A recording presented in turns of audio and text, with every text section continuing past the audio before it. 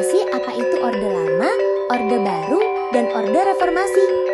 Yuk kita bahas mulai dari profil pembangunan hingga proses pembangunan.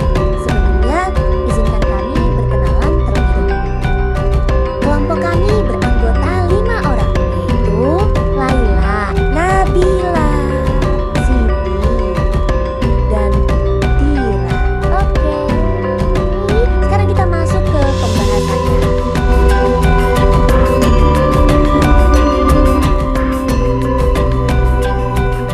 Pemerintahan Orde Lama diawali dengan masa Revolusi Kemerdekaan 1945 sampai 1950 yang berfokus pada mempertahankan kedaulatan dari ancaman Belanda serta menghadapi pemberontakan internal.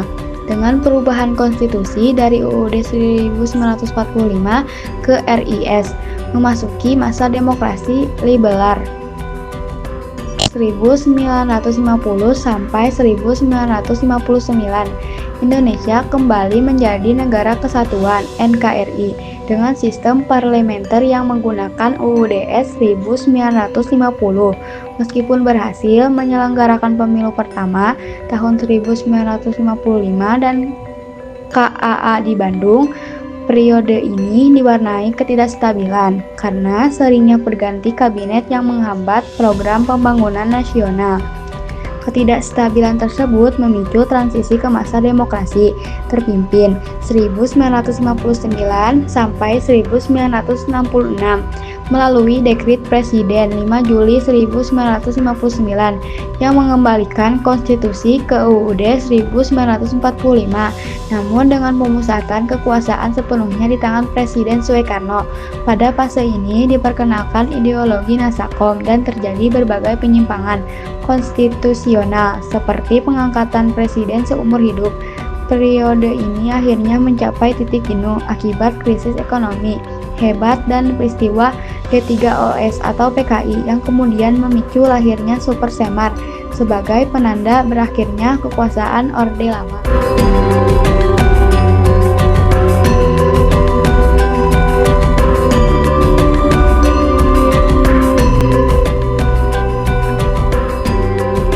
Proyek pembangunan pada masa Orde Lama dimulai dengan upaya pemulihan ekonomi dan penataan sistem politik pasca kemerdekaan.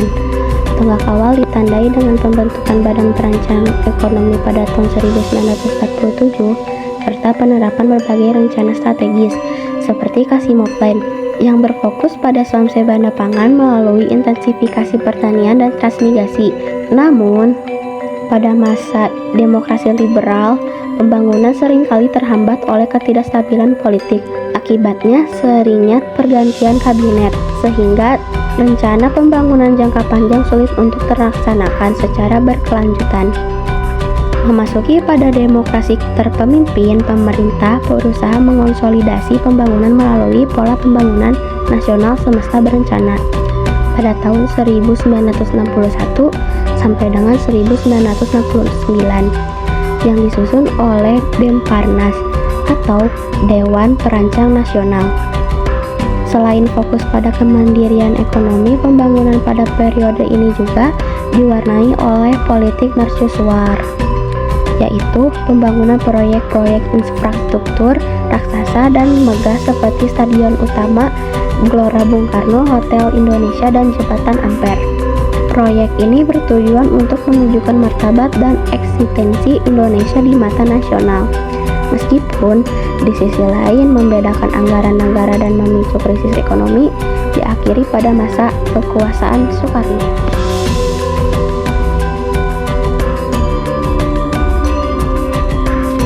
Masa Orde Baru dimulai dengan semangat untuk melaksanakan Pancasila dan Undang-Undang Dasar 1945 secara murni dan konsekuen sebagai reaksi atas gejolak politik di akhir masa Orde Lama.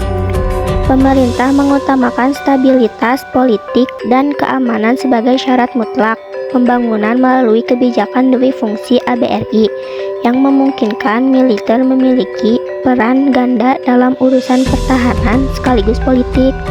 Selain itu, sistem politik disederhanakan melalui fungsi partai politik pada tahun 1973 menjadi 3 kekuatan utama saja, yakni Golkar, PPP, dan PDI, guna mengurangi konflik antar partai yang pernah terjadi di masa lalu. Dalam bidang ekonomi, pemerintah Orde Baru menerapkan pembangunan 5 tahun atau PELITA yang berfokus pada swasembada pangan, pertumbuhan ekonomi, dan pemerataan pembangunan yang dikenal dengan trilogi pembangunan. Meskipun berhasil mencapai kemajuan ekonomi yang signifikan dan stabilitas yang lama, pemerintahan ini bersifat sentralistik, di mana kekuasaan sangat dominan di tangan eksekutif presiden. Hal ini menyebabkan terbatasnya kebebasan berpendapat dan kontrol masyarakat, yang pada akhirnya memicu gerakan reformasi tahun 1998 ketika krisis moneter melanda Indonesia.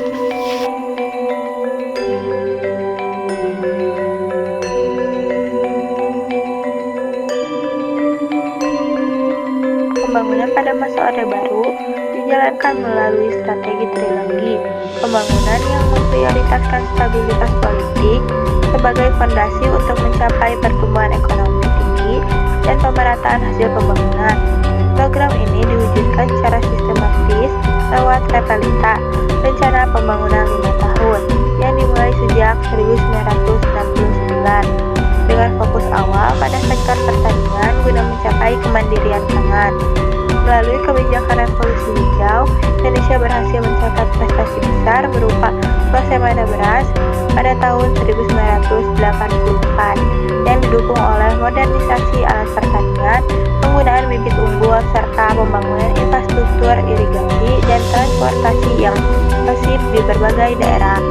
Di sisi sosial, pemerintah berhasil menurunkan angka kemiskinan secara drastis melalui kebijakan yang menyentuh masyarakat bawah, seperti program Keluarga Berencana KB untuk mengendalikan populasi dan SD Invest untuk memeratakan akses pendidikan.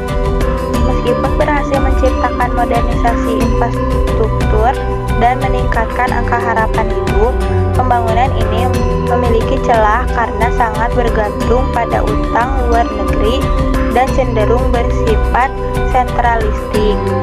Hal ini menyebabkan ketidakseimbangan ekonomi serta praktik korupsi, kolusi, nepotisme, KKN yang pada akhirnya membuat fondasi ekonomi negara rapuh dan runtuh saat diterjang krisis moneter pada tahun 1997.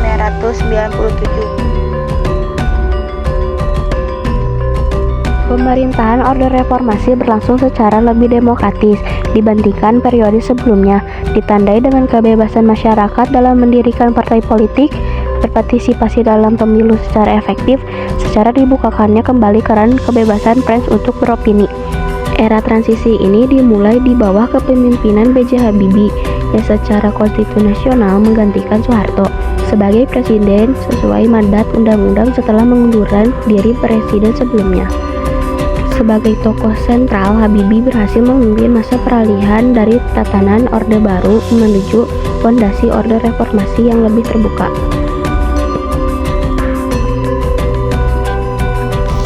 Pemerintahan B.J. Habibie menjadi peletak dasar reformasi yang fokus pada pemulihan stabilitas ekonomi dan politik pasca krisis 1998. Di bidang ekonomi, Habibie berhasil menekan nilai tukar rupiah melalui pembentukan Badan Penyihatan Perbankan Nasional (BPPN).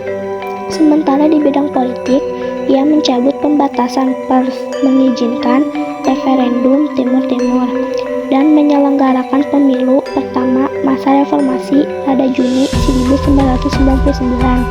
Kepemimpinan kemudian dilanjutkan oleh Abdurrahman Wahid Gus Dur yang menitik beratkan pada penguatan toleransi dan persatuan nasional di tengah ancaman perpecahan bangsa.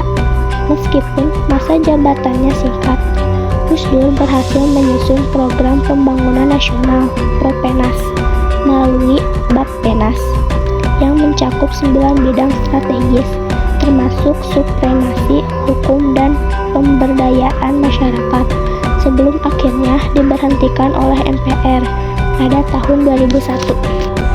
Megawati Soekarno Putri hadir sebagai presiden berikutnya dengan fokus utama pada konsolidasi demokrasi dan efisiensi ekonomi. Prestasi besarnya meliputi penyelenggaraan pemilu langsung pertama pada tahun 2004 serta pengesahan Undang-Undang Nomor 25 Tahun 2004 tentang Sistem Perencanaan Pembangunan Nasional atau SPPN. Aturan ini menjadi pondasi perencanaan negara melalui Rencana Pembangunan Jangka Panjang (RPJP) dan Menengah (RPJM). Memasuki era Susilo Bambang Yudhoyono atau SBY, Indonesia menikmati stabilitas politik yang lebih matang selama 2 periode masa jabatan. SBY menginisiasi Master Plan Percepatan dan Perluasan Pembangunan Ekonomi Indonesia atau MP3EI untuk pemerataan kemakmuran. Beberapa capaian pentingnya meliputi penurunan angka kemiskinan, pembentukan BPJS, revitalisasi industri pertahanan, serta keaktifan Indonesia dalam forum internasional seperti G20. Terakhir, pemerintahan Joko Widodo atau Jokowi sejak tahun 2014 mengakselerasi pembangunan melalui fokus besar pada infrastruktur dan reformasi birokrasi. Melalui proyek strategis nasional atau PSN, pemerintah membangun ribuan kilometer jalan, bendungan, hingga pelabuhan untuk meningkatkan konektivitas antar wilayah. Pada periode keduanya, Jokowi menetapkan RPJMN dari 2020 hingga 2024 dengan visi membawa Indonesia menjadi negara berpenghasilan menengah tinggi yang sejahtera. Kesimpulan, perjalanan pemerintahan Indonesia merupakan evolusi panjang dari upaya pembangunan kedaulatan, stabilitas, hingga demokrasi yang matang. Dimulai dari Orde Lama yang berfokus pada pembentukan karakter bangsa dan proyek mercusuar di tengah ketidakstabilan politik, kemudian beralih ke Orde Baru yang menekankan pertumbuhan ekonomi dan swasembada pangan melalui sistem sentralistik yang stabil namun rentan terhadap praktek KKN. Pasca runtuhnya Orde Baru akibat krisis moneter, era reformasi membuka jalan bagi sistem pembangunan yang lebih transparan, demokratis, dan keberlanjutan, di mana kebijakan setiap presiden diarahkan pada penguatan institusi, pemulihan ekonomi, dan percepatan infrastruktur untuk meningkatkan daya saing nasional di mata dunia.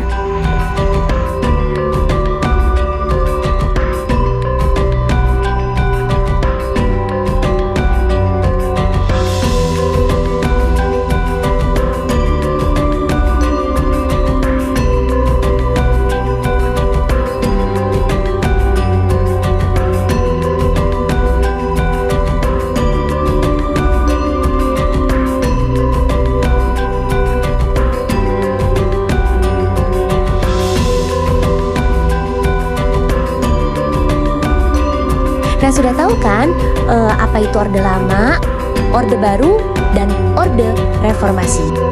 Mulai dari profil hingga pembangunannya. Sekarang kita mau pamit. Sekian dari kami. Maaf bila ada salah kata. Bye semua.